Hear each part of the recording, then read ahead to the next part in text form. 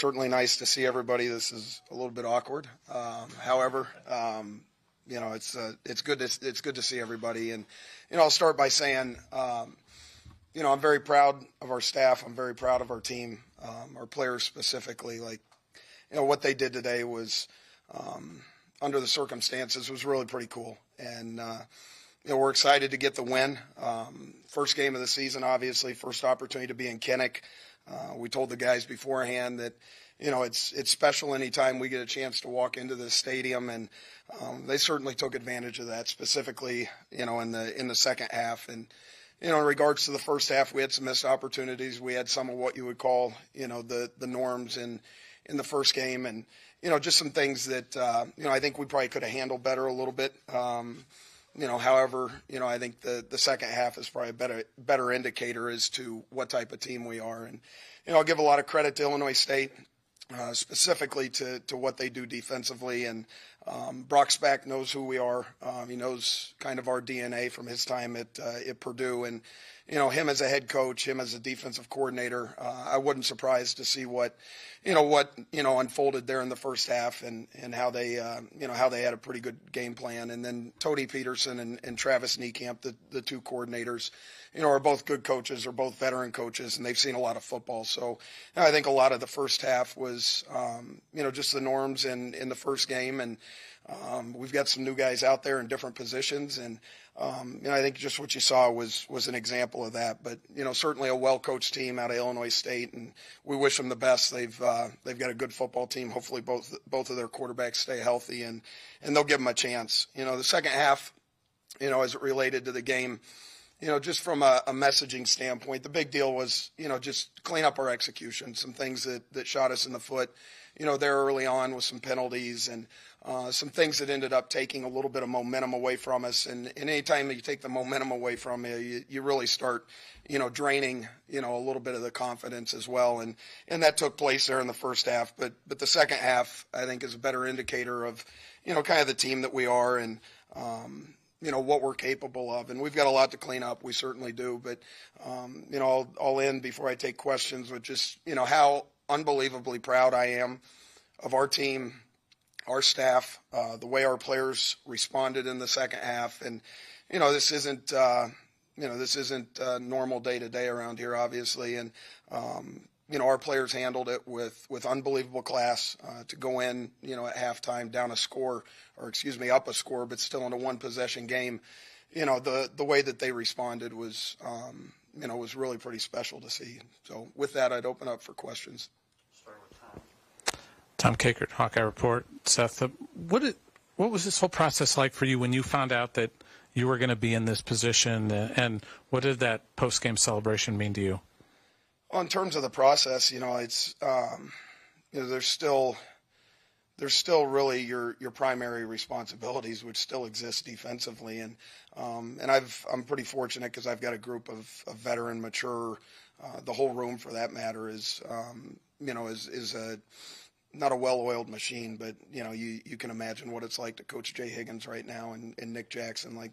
Sometimes they humble you with the amount of football that they have. So, but I didn't want this to become a distraction to them. So my day-to-day up until really maybe going into Thursday afternoon and Friday was what it has, what it's always been, to include my time with Phil and what we were trying to do defensively. So, the process didn't change a whole lot until, probably Thursday afternoon. But, the celebration afterwards, I'm just, I'm happy for the guys. It was all about them, and it always has been. And the players win the games. Norm's told me that a long time ago. When I GA'd for him, it's not going to be about schemes. It's not going to be about strategy. At the end of the day, it's going to be about the players. And they certainly went out there and, they ended up winning the game for us in the second half. So the celebration was, a little bit icing on the top. But, it's always fun after a game when you win. Hey, Seth. Elliot Clough, Hawkeye Beacon. I just wanted to ask about Reese Vander. I don't know if you saw that coming today, the 2 touchdowns and however many catches. I was just asked that by Gary on the radio, and no, not surprised. Not surprised. I mean, that, Reese, probably for the first 2 weeks of camp, was, a freshman. and he was in a freshman role, and then I think our offensive guys started to see some things that he was doing that gave them the confidence that let's put him in there and see how he swims with some of these other guys. And so they put him in there, and there were plays that were made, plays very similar to the ones that you guys saw today.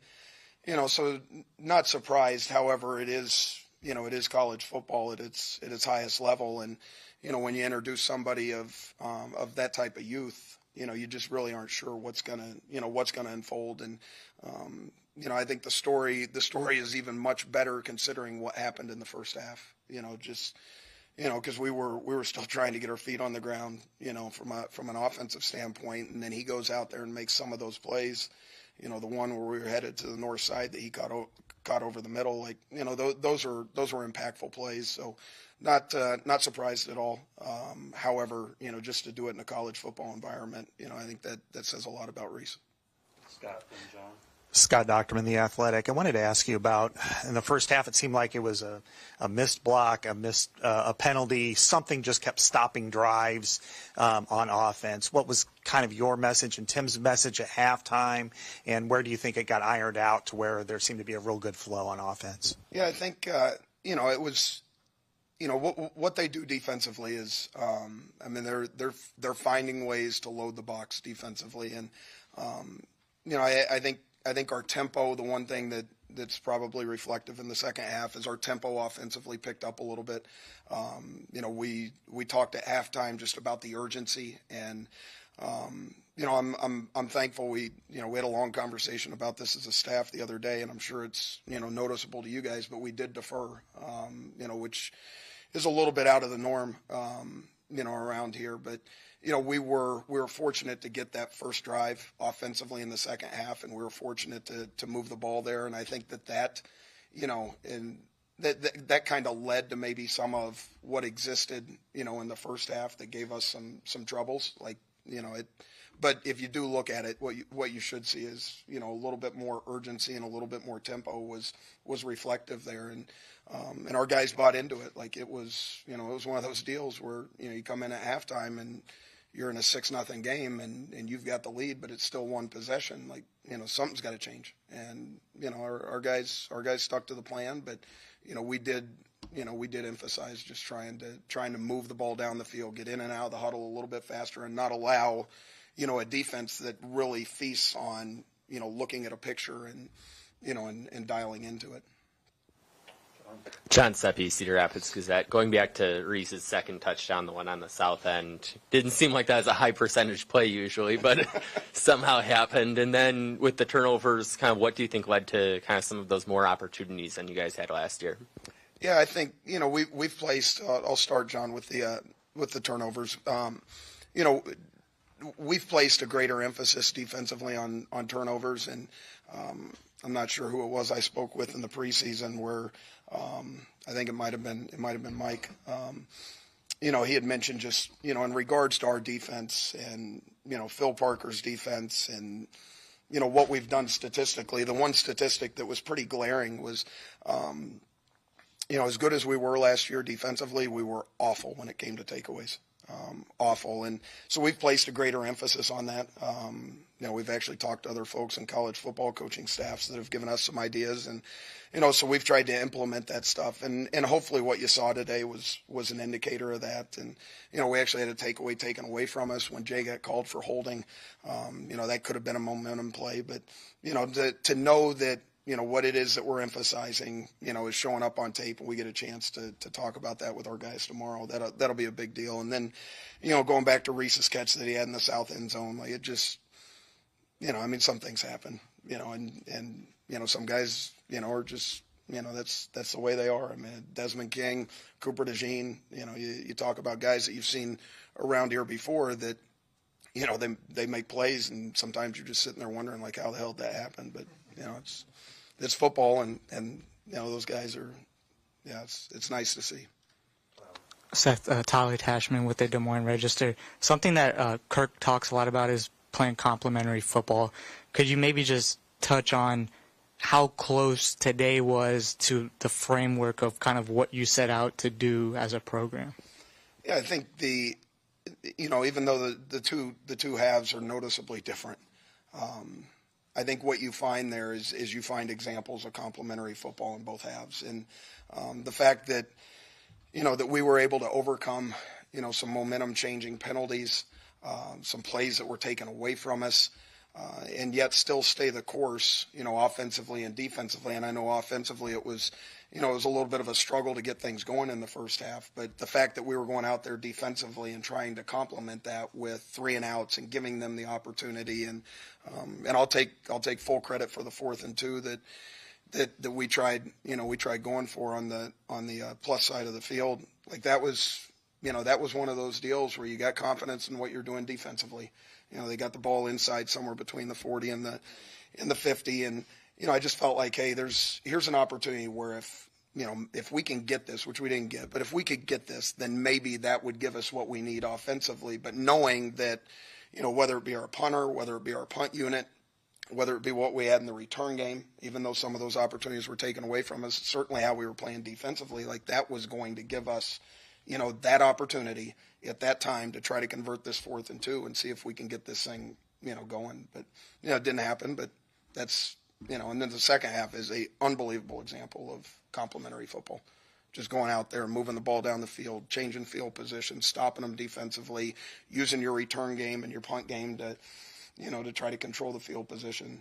I think both halves noticeably different, but, both great examples of complementary football. Got 4 more in the queue. We'll start with David. David Eichel, HawkeyeInsider.com. I got to go back to Reese Vander.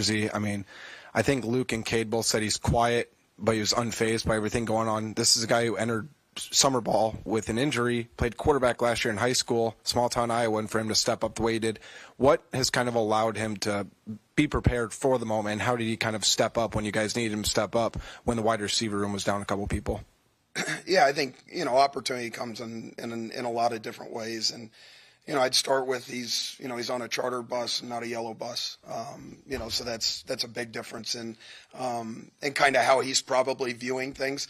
But we have had our share of injuries when it's come to, that position. And historically that happens during camp. Camp is it's grueling in a lot of ways. And those that are, putting a lot of miles on their tires. And, but from the second that he jumped in there, like he hasn't looked like, a 17 or 18-year-old. He hasn't looked like he just came to us on a yellow bus. Like it's been pretty obvious that, he can go out there, he can compete.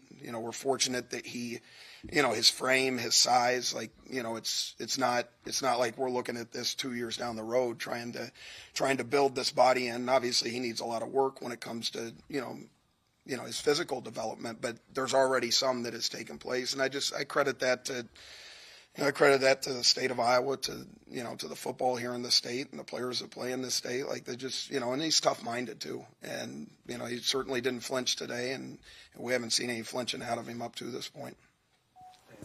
Coach Dan Stacy, Sportscast Media.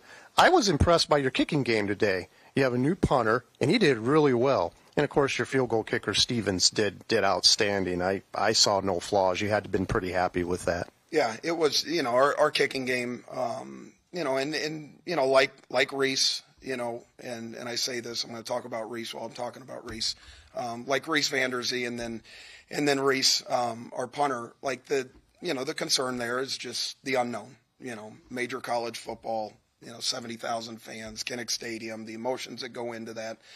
Drew certainly he's seen that during the course of his career. So I don't think any of us were too worried about Drew Stevens. But when it comes to Reese, and think about it, you're 15 yards from where the ball's being snapped. You got to catch the ball. You got guys bearing down on you. Now we want you to put the ball in the air. And with the exception of the first one that fluttered off the right side of his foot, that didn't travel for the yardage that we would like. Outside of that, he did an exceptional job, and we certainly did a great job punting and covering in front of him. So I think our kicking game's in a good place. We've got some stuff to work on, but yeah, I'm glad at where we're at there. Thank you.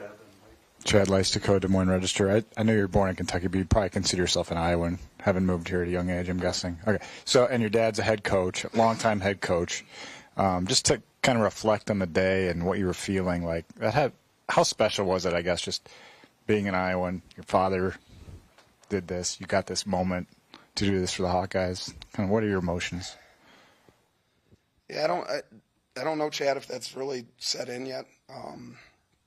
There was enough. There was enough. When you turn the page from, what your primary responsibility is to, what you certainly weren't, expecting.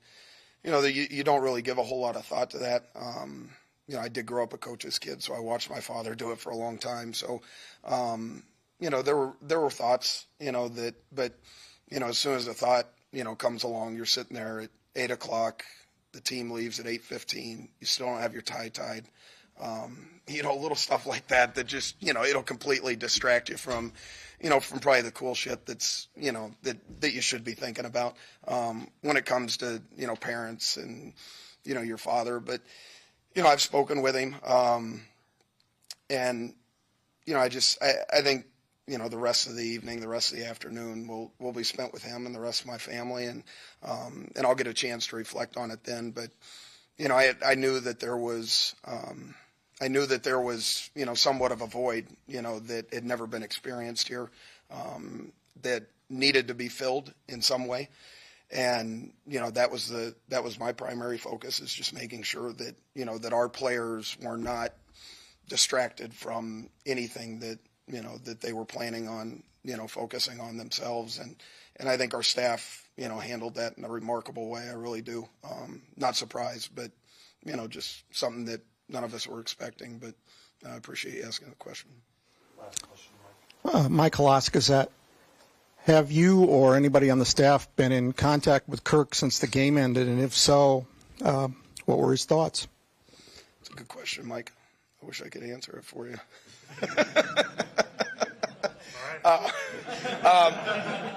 I'll elaborate on it. No, I don't believe so. I haven't checked my phone yet, and I don't even know if that's part of the rules. Like, we're living in a world where you're not real sure what what the rules are. So, you think he'll be satisfied? I think he'll be more than satisfied. Yes, I really do. I think. I think we're all thankful the way the game played out. I really am. I think it provides us with a lot of teaching moments between the first half and the second half. That as much as everybody in the room and everybody in the stands would have loved for us to come out and just start mowing people down, and the scoreboard starts lighting up. I mean, that'd be a good story. But when it comes to your team, your players, the next 11 games, the course of the season, like this gives us a great opportunity to coach some very, very important details when it comes to football, and some lessons, some teaching opportunities. So, my answer to that is I think he's more than satisfied, and certainly knows we have a lot of work to do. Like, I think he'd stand up here just like I did and tell you the same thing. Like, we got a lot of work to do, but we got good kids, we got a great staff, we got a great head coach, and there's a lot of work to be done going into this next week. So, thank you all. Thank you. Appreciate it. Yep. Thanks.